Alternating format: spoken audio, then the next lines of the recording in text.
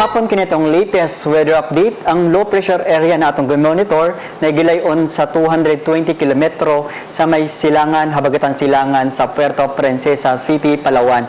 Kining low pressure area na i-chance sa mahimo na tropical depression within 24 to 36 hours ug makagawa sa atong Philippine Area of Responsibility ugma. Samtang kining amihan or northeast monsoon ang paday nakaapekto sa extreme northern Luzon. Ang tibok sa Kabisayaan, lakip na ang probinsya sa Cebu, makasinati na natin ng init na panahon ug natay mga patak-patak na mga paguwan tungod kini sa localized na mga pagpanugdog ug kilat. Kaya mga kapuso, paday ta pag-monitor sa atong mga gi-issue na thunderstorm advisories. Ang hangin sa tibok sa Kabisayaan hining ngadto na sa kasarangan ug atong kadagatan malinawon ngadto na sa kasarangan ang pagbalod.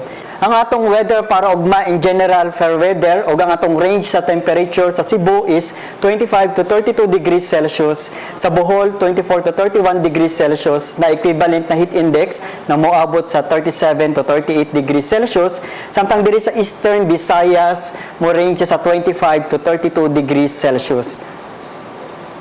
Ang adlaw mo silang sa alas 5:34 sa buntag ug para sa atong mga dugang detalye, mobisita ta sa atong mga official social media accounts sa atong website sa www.bagong.pag-asa.dost.gov.ph. Gikan diri sa Pag-asa Mactan DOST ug para sa Balitang Bisdak kini si Jomar Clarino. Maayong hapon.